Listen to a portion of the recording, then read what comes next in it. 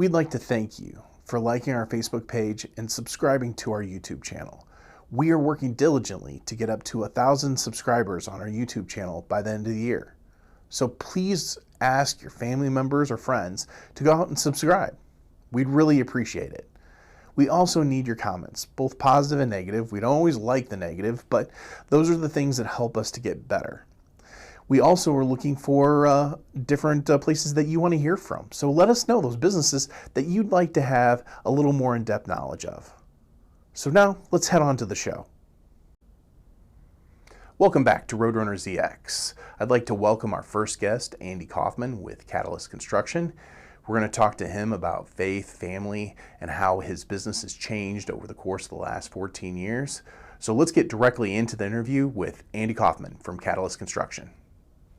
So let's try not to go down the rabbit hole, because I think there's so many ways. I watch it almost every day on CNBC. So we have economic tailwinds, front winds, side winds. There's just a whole bunch of uncertainty that is in the market. And you could say, hey, we're not tied into the bubble that's out there, but we are. People are still tied into looking at their 401ks or worried about what's going to happen for the future. Interest rates obviously have had some effects on changing where the economy is going to go. So let's say 5. And we'll just go 5 years. Let's not worry about going out to 10, but 5 years. Where do you see Catalyst?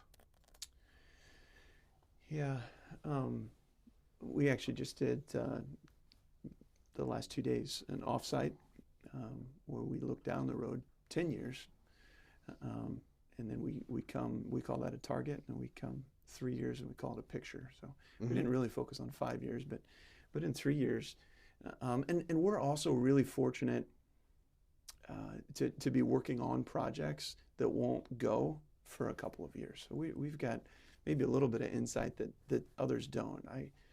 When you mentioned retail, I feel for folks that are dependent on people coming in their doors like today and this week and next week, and like that sense of urgency to make sure they've got the right product and the right staff and the right service, hospitality. So what I'll say in there is this, is before I get a whole bunch of bad comments and everybody wants to kill me that I own my own retail business and all this, I am talking about the large guys that are out there, the ones that are competing directly with Amazon. They've kind of taken the Walmart model that's there. I mean, that's Walmart. We're cheap. We're not going to make sure we concentrate on any type of service.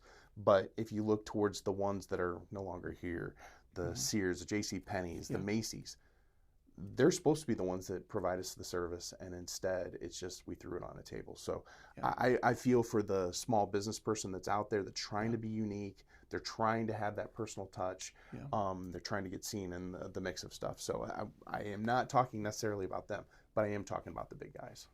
So when we talk about 3 years, our backlog for into 2026 is strong, and actually, even as we look at the projects, we don't call it backlog because we don't actually have contracts going into 2027 yet, but we're working on projects that likely will be going in 27 and even into 28.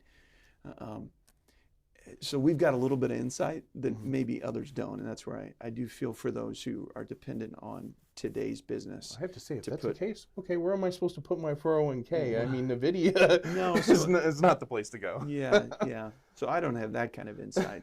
But folks that are looking at growth in their businesses and are looking to expand their businesses, housing continues to be something that is a demand that our community is looking for, and so we're working with those who are looking to invest in that kind of space, and trying to be creative about some of those. Downtown continues to be. Folks continue to be interested there. Uptown, some too, is Uptown is continuing to look to finish what they've started, and so anyway, we see a strong 3-year picture for Catalyst, and then the difference between 3 and 10, 5 in there somewhere, feels good too. We would we intend to be stronger in Peoria and in Champaign than we are today. And are thankful that while there are some headwinds in their communities, just like in ours, that there also are some tailwinds A lot going on in the healthcare space, of course, in Peoria. Industrial continues to be strong, and then of course in Champaign, education, there continues to be investment there, and so there continue to be demands in that community. So we're going to delve a little bit back into you. Okay. Okay. So we've talked about why your employees do it, why your company does it, but it's been, what would it be, 13 years. What is it that, how do I want to shape this question? How have you changed? And what things internally today, as a leader for your company, are you looking to try and become better at that you weren't 13 years ago? Yeah. So actually, I'm going to correct you. Sorry, it's 14. It'll be 15 this summer. Okay. That's all right. What has changed? I've matured a lot. Faith has grown a lot. When you first start, and again, you're an entrepreneur. I call myself a reluctant entrepreneur, but I'm an entrepreneur. You grind. In fact, we used to our early days, and for many years actually, I used to compare, just as a metaphor, I would say we're a running football team. Mm-hmm. So we actually have no trick plays for sure, and very few passing plays. Like we are a 3-yard and 3-yard and 6-yard, and we're just going to grind it out and get the next first down, and built a team of folks who just worked really hard and getting to know our clients and working with our trade partners and delivering work that we were really proud of. But we were getting it, a job at a time and a project at a time, and it was just grinding every day, right? Mm-hmm. And you work night and day. Mm-hmm. Our kids were young at the time, and so I'd work all day, come home, we'd go to games, or we'd eat dinner together, and then I was working well into the night. And so what's changed is we've built a team, and we've built some momentum. The flywheel concept that Jim Collins talks about, we're really fortunate is spinning. Mm-hmm. And continues to build momentum. Charlie Munger talks about riding a wave as opposed to creating one, right? And in those early days, it feels like you're creating a wave, and thankfully today we're not. And so my perspective now that I'm not in the doing per se of estimating jobs, and I still meet with some clients, but even that, much of that is taken care of by guys who are doing it better, guys and gals that are doing it better than I do it or did it. And so I'm able to take a little bit of I'm the role that EOS has given us, or the terminology that they've given for what I do is visionary. So I'm the CEO and really the visionary. So I do care for some of our relationships with clients. But mostly I'm in a role that's able to see perspective, to look down the road, to help us stay the course, and make sure that we're doing what we want to do, that we are making a difference in our community. I'm mentoring and helping to encourage our next generation of leaders, and really helping to keep that perspective. Looking to Peoria, looking to Champaign. You've heard me mention that a number of times. Not losing track of Bloomington-Normal. This is where my roots are. I've got a meeting, chamber CEO meeting after this, actually. And so very much committed to our community, but able to not be doing very much. Mm-hmm. Now really just have a vision and be a mentor and care for our team and our culture. Yeah, I think that's one of the places where people struggle is that they see small business people, they think that we just make billions of dollars, and that's the reason we go do it. We work 10 hours a week, and that's always just been easy for us. And my first business that we opened, my wife and myself, we opened it in April of 2008. Great year to start a business, yeah, right? For sure. And when you talk about faith, we had September that hit, all my investments were gone. That clients weren't paying their bills because they were all worried. We just opened the new office. We hired a whole bunch of staff. And I remember I've told the story many times to people of that first week was as we opened, I said, hey, if we don't bring in a new client, I don't know if we're going to make it another week to my wife. And my wife's like, what are you talking about? And I'm like, there's nothing left. Like the credit lines have been shut off, everything. And that wasn't because we weren't paying our bills. That was just because the banks were freaking out at the time. So, I mean, it was just such a hard time.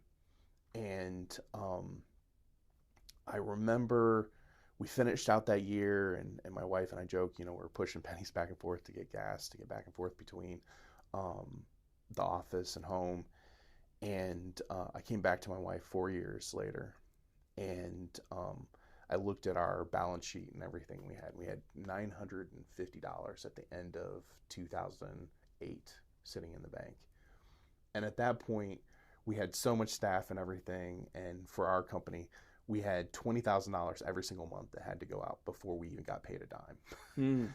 And I was like, since it's Christmas time right now, It's a Wonderful Life. And George Bailey's like, hey, I need in my life because I have life insurance. And oh man, I was like, if I would have been there today, I probably been looking at the bridge with George Bailey.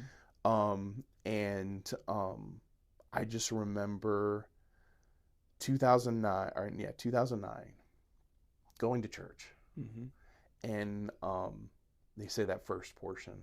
And for me, it was $25. And every single week I put $25 into the plate as it was passed around.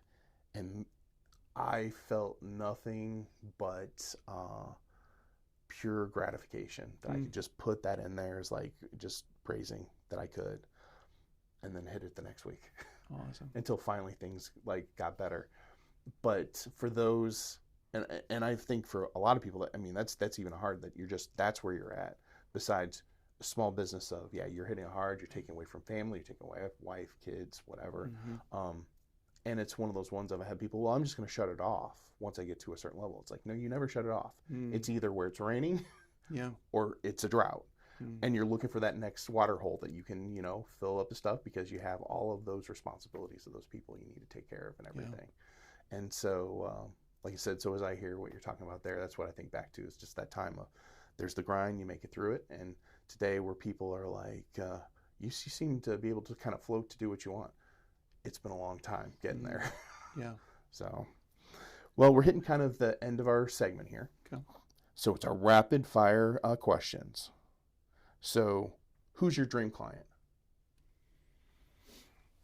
Our dream client? Your dream client. I'm probably too political to answer that, and I'm not political. That's maybe not the right word. I'm going to talk about our current clients, because they are our dream clients. We're super thankful for. Early on, actually, we had only been in business a few months, and I ran into Brent Nussbaum at a lunch thing, actually, for Commerce Bank. We were both coming to listen to, I think, their chief economist speak. I ran into him coming in. Had no idea that they were looking for a new building and relocation, and we shot the breeze just a little bit. I was able to say, hey, and we had been. He knew my parents well. He had known me. I'm, no offense, Brent, I'm a little younger than him. I looked up to him. He probably wasn't going to be my first phone call, because I felt like maybe they were a little out of our league, but I felt really comfortable with Brent. That when we ran into each other going in, and he asked me what was going on, I could share. Again, we're grinding it out. We're just hitting the ground. We've only been at this a couple months, and said, hey, this is what we're doing. And he said, hey, we should get together. And then he went and sat at his table, and I went and sat at mine. And ultimately, he called us after that, and they had a project in mind, and gorgeous facility. We're so proud of it. And they're a growing company. So again, now to our offsite, we talk about our target and who we target. We look to work with collaborative leaders. What we mean by collaborative is people who want to engage, not just with us, but with the community, and so we love people like Brent Nussbaum, who are highly collaborative. Love the way he interacted with the design team, etc. And not everybody has to collaborate in the same way, but we're relational. We want to collaborate. We want to discover. We want to learn about our clients. We want to get to know them. And so that collaborative is a choice word. We've put that collaborative leaders in Central Illinois, right, and growing businesses. So Nussbaum, we had no idea how much they were going to grow, and they're continuing to grow. And we've done, I wish I knew exactly how many projects, but multiple projects, multiple office projects, built service building, trailer building. We've done a number of projects for them. So we love what they've done. We love how they care for their team members. I love when we hear stories about how special their space is and how special it makes their team members feel when they come to work and know the level of intentionality that was. We have a phrase that's on the side of our vehicles, right? An intentional approach to better. That intentionality that we want for every one of our projects. And Brent he had that in spades. He knew what he wanted to deliver for his team members, and so that's great. But we also say, and I'm going to throw out at the same time as at least one of the projects we were doing for Nussbaum, we were doing a project for Tommy Kirk, and I don't know if you know Tommy, but we built a recycling transfer station for him down in Urbana, and doesn't look near the same as Nussbaum's, right? It's a big 200 by 200 box with a ceiling, and it's open across one whole wall because you got to be able to get in and out. Also highly collaborative, though. He was a collaborative leader of a growing business. And we since sold his business, but if you know Tom's always growing personally and within our community. He's got a vision for what he wants to do. And if you set those two next to each other, Brent would dress a certain way and Tom wouldn't, and I'm saying that knowing that they would both understand what I'm saying, right? They look different, but they're both highly collaborative. They're both leaders. They're both vision. They both care about the community, and really thankful to come alongside them. And I've mentioned Advocate, but I've mentioned so many others, or I think of so many others, and I could list them off. We're really fortunate to be in the community we are, with the institutions that are here, the municipalities, our EDC, our chamber. And again, now I'm being pretty Bloomington-Normal centric, but we're seeing that in both Peoria and in Champaign, fortunate. I'd like to thank our sponsor today, Roadrunner Real Estate. They are a full-service real estate company that does both commercial and residential real estate. They give free consults with their decades of experience. So if you're looking for that personal touch when you're trying to take care of your real estate, call Roadrunner Real Estate today. They'd love to help you. To be here. I was going to say, what I hear you say is we all have our bad clients. We are bad fit, I guess I would say. I wouldn't even say bad clients. But it's that place of, you're like the puzzle piece that fits in, and that you can almost be a part of the family, and then you kind of bounce out of different stuff. But you're always kind of coming back in of helping them, but you're a part of who they are, not just another contractor coming in to do something. It's like, we can hire anybody to go work on our HVAC system or whatever, but hey, this is Andy. He's a part of what we're doing here, and that's what feels nice. So that's what I hear you saying. Again, and I want to say we do hard bid some projects. Sometimes we do that intentionally to get in and learn a new market. But potentially there's an opportunity to bid on something that we've never really done that work, and so as your listeners think, oh well, they've never done this, or maybe we've got the design is completely finished and they wouldn't even want it. No, that's not the case necessarily. But you asked about a dream client, and the dream clients are collaborative, and as we talked about. So okay, so now we're going to take you out on the job site. You said you haven't been there much. taking away phone, taking away computer. Mm-hmm. What is the one tool that Catalyst could not live without on the job site? Well, it's our people, for sure. We are our project managers and superintendents, super proud of them, and our carpenters, the folks that are out there right now on a 15-degree morning, in their Carhartts. Technology's come a long ways. I was just sitting next to a superintendent this week who was showing me his phone and how he could heat up his socks and cool them down, and he had a vest that was similar. So it's improved some, but it's still cold, right?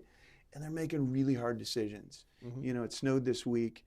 Should we push forward with what we were intending, or should we hold off? And you look out 2 weeks and we can't quite tell, should we or shouldn't we?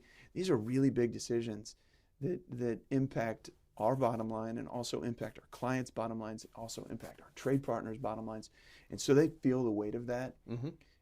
They've got sleepless nights. They've got days where they go home at the end of the day and are like, I don't know that I made the right decision at all. And so they are our most important tool. And that's not to take away from the folks in the office either that are working really, really hard too and making really hard decisions. But you asked about the job site. It's a hard place, and every one of our trade partners too. Technology is coming a long ways, not just on socks and vests. We're super thankful, for the tools that we have even today compared to 15 years ago, in their hands, and the ability to manage documents and all of that. So, again, from a high level, those tools are really valuable to us. We just bought a lift for a project that we're doing over in Peoria, and excited about some of the things that we're able to do more safely and more efficiently than what we have in the past too. So I'm not the guy to talk about all the tools on our job sites, but I am going to swing back to it's our people. It really is. Okay. Though I do say we're working with individuals, and people, are not tools. So I'm going against what I had said earlier. I was going to say, so that leads to the next question. So as you hear we have the people, so you're going to have to choose one. Okay. One project that's out there that you consider to be your favorite finished building today. Oh, you even have clients out there like, oh, I love so many of them, but you have to pick one. What would you say is your one that you're the most proud of right at this moment? Oh, Michael, I've learned this about myself through disc profile. I'm a slow thinker too, so give me some time to think on this.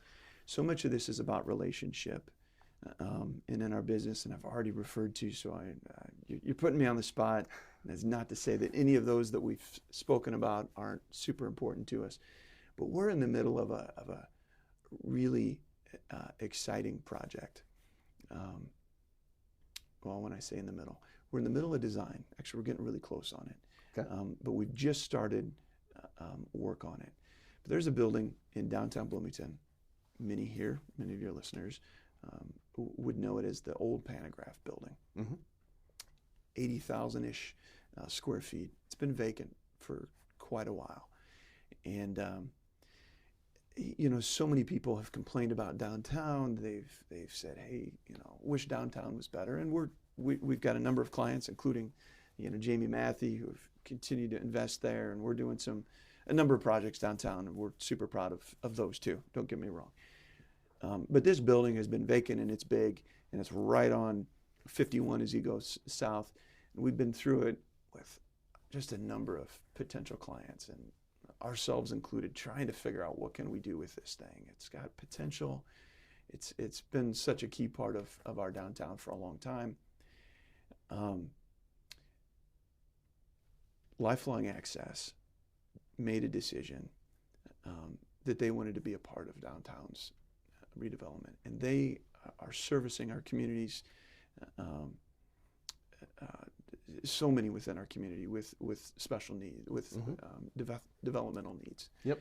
And serving clients and their families and their organizations, and just super proud of them. And they had a vision for a collaborative space where not only could they reach some of their clientele and could they expand their services, but how could they engage with some other organizations? And so they ended up engaging with Chestnut Health Systems, also with Midwest Food Bank, and also then with the Regional Alternative School, who was looking for space. And so these organizations came together really under the leadership of Lifelong Access, and have formed another organization called Collaborative Care. No, Care Collective. Sorry, Care Collective. And they ended up buying the Pantograph building. We are in design with that, with Hune, who's also local, an architect, and Farnsworth, I believe, is doing the civil on it. And it's going to be really cool. It's going to be transformative for the community. Everybody that drives through downtown is going to see this really cool building. But then for those that they care for, each of those organizations and their partnered organizations, because there will likely be other partnered organizations that end up with space in this, it's going to be transformative. It's really exciting. Council has been supportive. Yeah, so those are those kind of projects that are difference makers, and we've got many others. But you put me on the spot. I know, I put you on the spot. I know and that one's one one that we're in the middle of right now. So demolition, interior demolition is going right now, asbestos abatement and demolition. Actually, the project's out for bids right now for just about all the rest of the trade work, and so we're going to get started on the rest of those improvements here very shortly. Which is nice. We can save that one as opposed to the front and center, or as I like to call it, the Montgomery Awards building that's coming down. But it'll be nice to get that area kind of cleaned up, and hopefully that will create some growth and everything. Amen. So my last question I have for you today is this. Help somebody from outside of Bloomington-Normal understand why Bloomington-Normal. Yeah. Well, this is personal because I've got kids that have moved out of our community, but I hope move back, right, at some point, and they may not. God calls us all to different places, and we're supportive of them, and whatever their decisions are, I should say that too. But we love our community. We love some of it is the conservatism, so we can joke about this, that we're an insurance community, and in an insurance community we're all a little skeptical. We're skeptical of the bubbles. We're skeptical of some of the trends, and we're conservative by nature in this community, and some have bemoaned that and have complained about it. I have chosen to embrace it and say, you know what, I'm good with that. We're going to have steady growth. And much like our largest employers, but we're just going to continue this steady course. And I'm thankful to be in a community with that kind of stability and foundation. I think our schools are great. My wife and I are fortunate to be a part of a college ministry here, related with our church, and so we get to work with bunch of kids. In some cases, they're moving in here. In many cases, they are already local, but have chosen to go to school here at ISU or at Heartland or at Illinois Wesleyan. Our education is terrific. And in many cases, we're able to retain those kids too with our employers and continuing to grow. And so I love the stability of our community. I love the strength of our education. I love how multi-generational we are. I love, I went to school in El Paso, so came from a little bit smaller community, but we're all central Illinois. But we say that Bloomington-Normal is really just a big small town. We've got that same kind of feel, and I feel that way about all of central Illinois. We're a small community. People know people. I love that about our community, that you're just a couple degrees away from knowing probably everyone or just about everyone, and great faith community. Great nonprofits that are caring for our community and special ways. And so thankful to be here. I think it's a great place to live. Okay. Yeah. So here's our final thing for you. Okay. This is your camera over here. Okay. Okay. Anything that you want people to know about Catalyst Construction that we haven't covered today? No, I think you've covered it really well, Mike, with your questions. Yeah, we believe in our community. We're fortunate to be chosen to serve our community, and we're looking forward to a great future, a generational future, as we are actually bringing on additional team members, or buying in and buying out some of our founding stake in it. We're excited about that. We want to be a generational company.